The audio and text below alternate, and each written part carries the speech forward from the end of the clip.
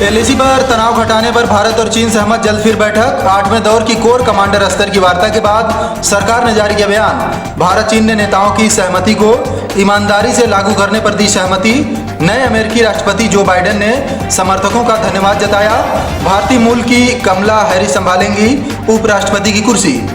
America में लंबे इंतजार के बाद आए राष्ट्रपति चुनाव के नतीजे। आडवाणी के जन्मदिन पर पीएम मोदी ने केक काट कर दी शुभकामनाएं। पीएम ने गुलदस्ता भेंट किया और पैर छूकर लिया आशीर्वाद। अमित शाह, भाजपा अध्यक्ष जेपी नड्डा भी पहुंचे लाल कृष्ण आडवाणी के घर। अयोध्या में दीपोत्सव दिवाली को ऐतिहासिक बनाने की तैयारी। योगी सरकार तैयार करवा रहे रियल जैसा दिखने वाला वर्चुअल दीपोत्सव प्लेटफॉर्म। पीएम मोदी भी करेंगे दीपोत्सव में वर्चुअली सहभागिता। देश भर में कहीं से भी वर्चुअल दीपोत्सव में जुट सकेंगे श्रद्धालु। आगरा लखनऊ एक्सप्रेसवे पर उन्नाव के पास बड़ा हादसा। टायर फटने से बिहार जा रही कार पलटी, 2 लोगों की मौत, 3 घायल। सेना के जवानों ने 3 आतंकियों को किया ढेर, 4 जवान भी हुए शहीद। 200 करोड़ के बजट में बनने जा रहे शाहरुख खान की पठान। दीपिका पादुकोण ने फिल्म के लिए चार्ज किए 15 करोड़। सनराइजर्स हैदराबाद के इस खिलाड़ी से कांपती है दिल्ली।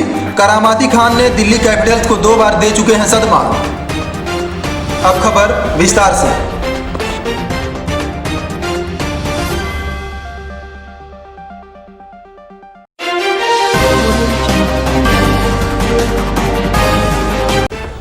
लद्दाख की वास्तविक नियंत्रण रेखा एलएसी पर जारी भारत चीन में सीमा विवाद के बीच 6 नवंबर को हुई दोनों पक्षों की कोर कमांडर स्तर की वार्ता के बाद भारत ने बयान जारी किया है।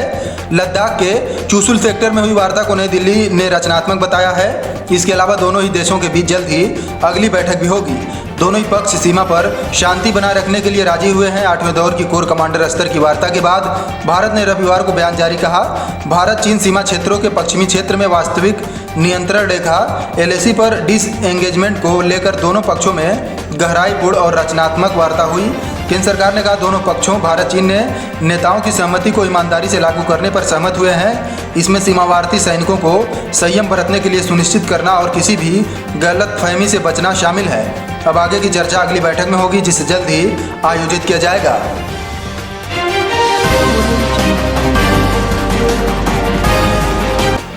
अमेरिका में लंबे इंतजार के बाद राष्ट्रपति चुनाव के नतीजे आ चुके हैं। राष्ट्रपति चुनाव में जो बाइडेन और उपराष्ट्रपति चुनाव में कमला हैरिस के समर्थक अमेरिकी राष्ट्रपति डोनाल्ड ट्रंप के खिलाफ अपनी जीत का जश्न मनाने के लिए डेलावेयर के विल्मिंगटन में एकत्रित हुए हैं। नए राष्ट्रपति जो बाइडेन को मंच पर जाने के दौरान उनका जोर शोर से स्वागत किया गया। उन्होंने समर्थकों को धन्यवाद दिया और कहा, मैं लाल राज्यों और नीले राज्यों को नहीं देखता बल्कि केवल संयुक्त राज्य को देखता हूँ। जो बाइडेन ने कहा, मुझे उस अभियान पर गर्व है जो हमने एक साथ में किया। यह सबसे विविध अभियान था जिसे एक साथ रखा चलाया गया। जो बाइडेन ने अल्पसंख्यक समुदाय को उसके लिए मतदान करने के लिए धन्यवाद करते हुए कहा, मैं अफ्रीकी अमेरिकियों को भी धन्यवाद दूंगा जो मेरे साथ खड़े थे।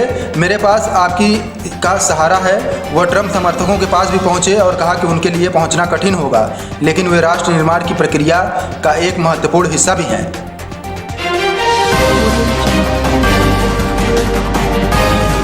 बीजेपी के वरिष्ठ नेता लाल कृष्ण आडवाणी के जन्मदिन के अवसर पर प्रधानमंत्री नरेंद्र मोदी ने उन्हें शुभकामनाएं देते हुए केक काटा। इसके बाद दोनों ने एक दूसरे को अपने हाथों से केक खिलाया। आडवाणी रविवार को 93 वर्ष के हो गए हैं। प्रधानमंत्री मोदी, गृह मंत्री अमित शाह और बीजेपी अध्यक्ष जेपी नड्डा रविवार को लाल कृष्ण आडवाणी के आवास गए। इस दौरान पीएम मोदी और आडवाणी काफ़ी देर तक बात करते हुए भी नजर आए।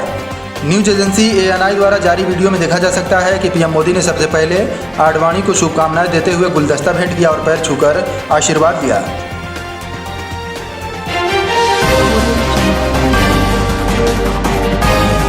सुरक्षा बलों ने पाकिस्तान की ओर से घुसपैठ की एक बड़ी साजिश को नाकाम कर दिया। जम्मू कश्मीर में नियंत्रण रेखा एलएसी के निकट रविवार को हुई कार्रवाई में सुरक्षा बलों ने 3 आतंकवादियों को ढेर कर दिया। हालांकि इस दौरान हुई गोलीबारी में एक सैन्य अफसर समेत 4 जवान शहीद हो गए। इसमें एक बीएसएफ जवान शामिल है। घुसपैठ की कोशिश कुपवाड़ा सेक्टर में हुई। जानकारी के मुताबिक उत्तरी कश्मीर के माछिल सेक्टर में सुरक्षा बलों ने आतंकवाद रोधी अभियान के तहत 3 आतंकियों को ढेर कर दिया।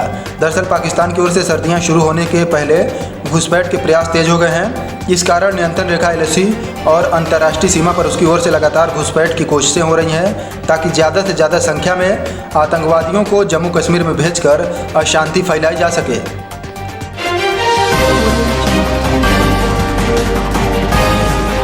भगवान राम की नगरी अयोध्या में इस बार का दीपोत्सव और दीपावली ऐतिहासिक होगी। करीब 5 शताब्दी की प्रतीक्षा के बाद अब जबकि श्री राम जन्मभूमि मंदिर निर्माण का सपना पूरा हो रहा है, ऐसे में कोई भी श्रद्धालु राम दरबार में आस्था दीप जलाने से वंचित न रहे, इसके लिए उत्तर प्रदेश सरकार ने सभी की सहभागिता सुनिश्चित करने की व्यवस्था की है।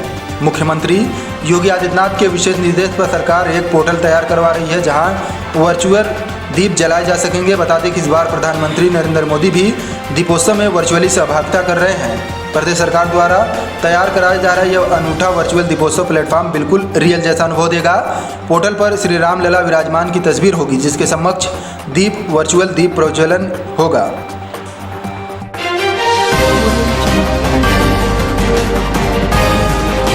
आगरा लखनऊ एक्सप्रेसवे पर उन्नाव के पास दिल्ली से बिहार जा रही एक कार का टायर फट गया। कार अनियंत्रित होकर डिवाइडर तोड़ती हुई पलट गई। हादसे में कार सवार महिला सहित 2 की दर्दनाक मौत हो गई जबकि 3 लोग घायल हो गए। बेटा मुजावर पुलिस ने मौके पर पहुंचकर राहत और बचाव कार्य किया। तीनों घायलों को उपचार के लिए अस्पताल भेजा गया तथा मृतकों के शव को पोस्टमार्टम के लिए भेज दिया गया। दिल्ली से समस्तीपुर के एक ही परिवार के 5 लोग बिहार जा रहे थे। तड़के सुबह बेटा मुजावर थाना क्षेत्र अंतर्गत आगरा लखनऊ एक्सप्रेसवे पर अचानक गाड़ी का टायर फटने से कार अनियंत्रित होकर करीब 300 मीटर तक घिसटती हुई चली गई। एक्सप्रेसवे के किनारे लगे एल्युमिनियम गार्ड को तोड़ती हुई उलटते पलटते गहरी खाई में जा गिरी।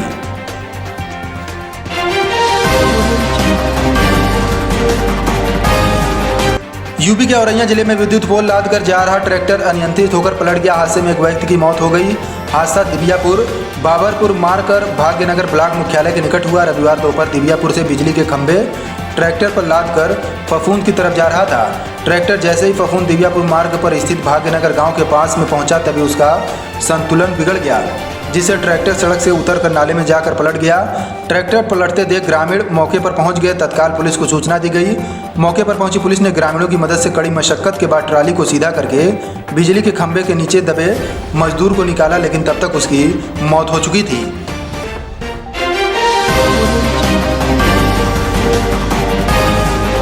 उत्तर प्रदेश के इटावा में 50 साल की उम्र पार कर चुके अक्षम और भ्रष्टाचार में शामिल 5 पुलिस वालों को अनिवार्य सेवानिवृत्ति दिए जाने के बाद अब करीब 100 और पुलिस वाले रडार पर हैं। इटावा के वरिष्ठ पुलिस अधीक्षक आकाश तोमर ने बताया कि शासन स्तर पर उन पुलिस वालों के खिलाफ अनिवार्य सेवानिवृत्ति की कार्रवाई की जा रही है जो न केवल अक्षम है बल्कि भ्रष्टाचार में भी लिप्त हैं। उन्होंने बताया कि 5 पुलिसकर्मियों के अनिवार्य सेवानिवृत्ति के बाद अब नए सिरे से करीब 100 पुलिसकर्मियों को रडार पर लिया गया है जिनकी कमेटी के जरिए स्क्रीनिंग की जा रही है। बहुत ही जल्द इनमें से स्क्रीनिंग में खरे न उतरने वाले पुलिसकर्मियों को अनिवार्य सेवानिवृत्ति के जरिए पुलिस सेवा से मुक्ति दे दी जाएगी।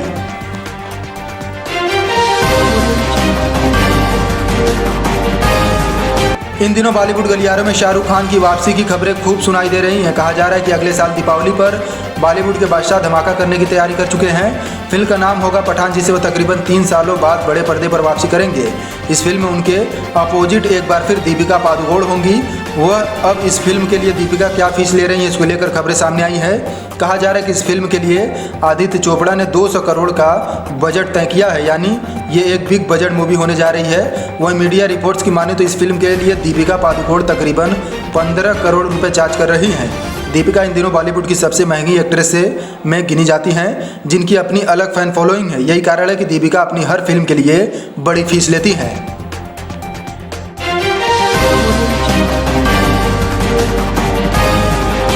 इंडियन प्रीमियर लीग 2020 में अब दिल्ली कैपिटल्स और सनराइजर्स हैदराबाद के लिए करो या मरो की जंग है। रविवार को दोनों ही टीमें दुबई इंटरनेशनल स्टेडियम में IPL 2020 के दूसरे क्वालिफायर में भिड़ने वाली हैं। इस मुकाबले में दिल्ली कैपिटल्स की टीम काफ़ी मुश्किलों में दिख रही है और उसकी विरोधी सनराइजर्स हैदराबाद उतनी ही मजबूत।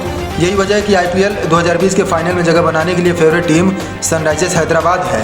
हैदराबाद की टीम फेवरेट सिर्फ इसलिए नहीं है क्योंकि ये टीम लगातार 4 मैच जीती है, बल्कि दिल्ली के खिलाफ ये टीम जीत की दावेदार इसलिए है क्योंकि इस टीम के पास एक ऐसा खिलाड़ी है जो दिल्ली कैपिटल्स को अपने इशारों पर नचाता है और उसकी हार की बड़ी वजह भी बनता है। सनराइजर्स हैदराबाद के लेग स्पिनर राशिद खान वैसे तो हर टीम के लिए एक बड़ा खतरा माने जाते हैं, लेकिन दिल्ली कैपिटल्स को वो काफ़ी ज़्यादा परेशान करते हैं। इस सीज़न में दिल्ली कैपिटल्स ने सनराइजर्स हैदराबाद से दोनों मैच गंवाए हैं और दोनों ही बार उनकी हार की वजह राशिद खान बने हैं। इस बुलेटिन में बस इतना ही। कल फिर हाजिर होंगे नई खबरों के साथ। हमारे साथ जुड़े रहने के लिए हमारे फेसबुक पेज को लाइक करें, यूट्यूब चैनल को सब्सक्राइब करें और अधिक खबरों के लिए हमारी वेबसाइट www.tejaskhbar.com पर जाएं।